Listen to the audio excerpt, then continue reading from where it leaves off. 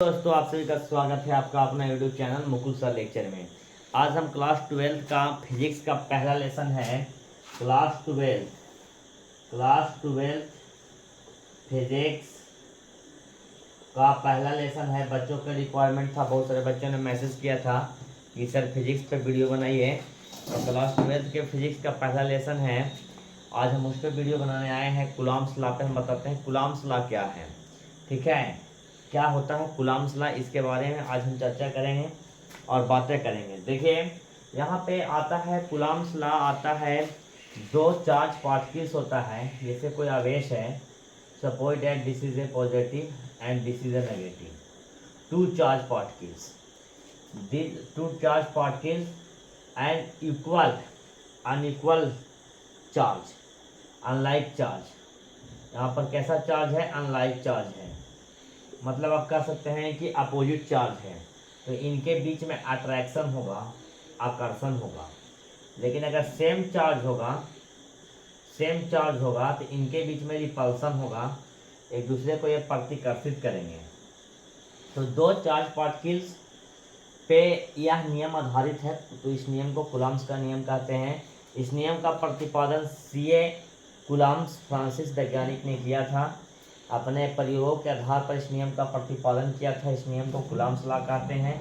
कोई भी, जैसे ये नेगेटिव चार्ज है, ये नेगेटिव चार्ज है, तो इसके बीच में भी रिपल्सन होगा।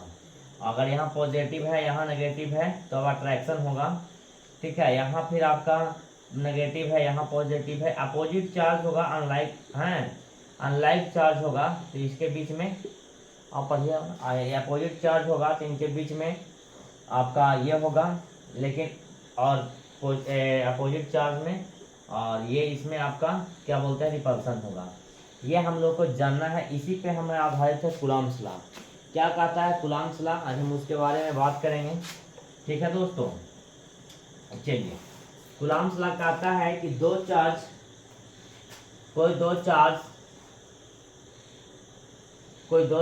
दो बिंदुओं पर चार्ज है Q1 Q2, और ये आपस में कुछ दूरी पर स्थित है, मान लीजिए r दूरी पर स्थित है। तो दो बिंदुओं का इसके बीच में जो आकर्षण या प्रतिकर्षण बल होता है, दो चार्ज अगर सेम होता है ना, तो उसके बीच में प्रतिकर्षण होगा, और अपोजिट होगा तो उसके बीच में आकर्षण होगा। तो इनके बीच में बल लगता है, तो ये बल है, इसका नाम है विद्युत बल। तो ये बल जो होता है, ये इनके गुणनफल के समानुपाती होता है। जो बल लगता है इसके गुणनफल के समानुपाती होता है, और इसके बीच के दूरी के वैध क्रमानुपाती होता है। कोई दो चार्ज अगर सेम हो, एक ही लाइक चार्ज हो, तो उनके बीच में प्रतिकर्षण, और अनलाइक चार्ज हो तो उनके बीच में आकर्षण होता है। और इसके बीच में जो आकर्षण और प्रतिकर्षण होता है, उसके बीच में आपका, जैसे यहाँ पर हमारा एक पार्टिकल है, यहाँ पर एक पार्टिकल्स है, यहाँ पे अगर Q1 है, ये अगर आपका Q2 है, तो ये दोनों सेम चार्ज है, तो इसके बीच में प्रतिकर्षण होगा, तो एक दूसरे को रिपेल करेंगे, तो इसमें बल लगता है। ये जो बल होता है, ये बल इन दोनों के गुणनफल के समानुपाती होता है, और इसके बीच के जो दूरी होता है इसके वैध क्रमानुपाती होता है। ये कूलॉम्स लॉ कहता है कि उनके बीच का उसका जो बल लगता है, दोनों चार्ज के बीच में जो बल लगता है, वो बल उनके गुणनफल के समानुपाती और उसके बीच के दूरी के वैध क्रमानुपाती होता है।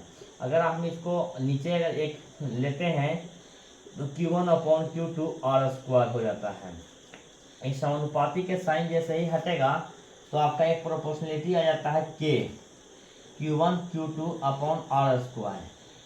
K क्या होता है? K एक नियतांक होता है, कांस्टेंट होता है, जिसका मान होता है, K का मान होता है 1/4πε0।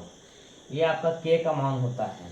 ये आपका होता है 9 × 10⁹ न्यूटन मीटर स्क्वायर पर कूलम स्क्वायर, लगभग इतना के बराबर होता है। यहाँ पे ε0 जो होता है वो आपको पैरावैद्युतता है, इसको परमिटिविटी कहते हैं। ठीक है, कहाँ से आता है इसका? ये जो यूनिट है, ये आपका यूनिट अगर निकालना होगा तो कहाँ से आता है, तो आप कैलकुलेशन अगर यहाँ पे करते हैं, के बराबर यहाँ से अगर हम चलेंगे, एफ बराबर हमारा आया है के Q1 Q2 upon are square, तो यहाँ से हो जाएगा एफ आर स्क्वायर के Q1 Q2। ठीक है दोस्तों, F R square upon Q1 upon Q2 के हो गया आपका ये। ठीक है, यहाँ पर अगर इसका मात्रक निकालना चाहेंगे, के का मात्रक निकालना चाहेंगे, तो क्या होगा, बल का मात्रक, तो बल का मात्रक न्यूटन होता है। आर आपका दूरी है, तो दूरी का मात्रक स्क्वायर होता है। ये कुलाम इंटू कुलाम है, तो क्या हो जाएगा, कुलाम का स्क्वायर हो जाएगा, तो न्यूटन मीटर अपॉन कुलाम के स्क्वायर। ये आपका के का मात्रक आया, के का मात्रक, एसआई मात्रक आप कह सकते हैं, ये के का एसआई मात्रक आता है। यहाँ से आपका परमिटिविटी है, एप्सिलॉन है ना। अगर एप्सिलॉन के बारे में चर्चा करेंगे तो इसका मान होता है 8.85 10⁻⁻12 कूलम प्रति न्यूटन मीटर स्क्वायर, है ना। ये आपका निर्वात में शून्य होता है, यही आपका कूलम्स का नियम कहता है। और इसमें आपको ये पैरावैद्युतता है आपका, पैरावैद्युतता है आपका, है ना, इसको पैरावैद्युतता कहते हैं। परमिटिविटी है आपका, परमिटिविटी है, इसको परमिटिविटी कहते हैं। ठीक है, ये निर्वात या कोई और माध्यम में लेते हैं तो इसका फॉर्मूला हो जाता है ना, एप्सिलॉन बराबर ई बटा ए। ये आपका कूलम्स लॉ है दोस्तों। तो अगर कूलम्स लॉ में किसी को प्रॉब्लम हो तो बस यही याद रखिएगा कि दो चार्ज पार्टिकल्स के बीच में आकर्षण बल या प्रतिकर्षण बल लगता है, तो वह बल उन चार्ज पार्टिकल्स के गुणनफल के बराबर होता है, समानुपाती होता है, और उनके बीच के दूरी के व्युत्क्रमानुपाती होता है। ये समानुपाती के साइन हटेगा तो प्रोपोर्शनलिटी के आता है। के आपका यहाँ पे कांस्टेंट है, और ये आपका फार्मूला आता है, यही आपका बल निकल करके आता है, यही आपका बल लगता है। तो ये आपका था कूलम्स लॉ। बहुत बहुत धन्यवाद।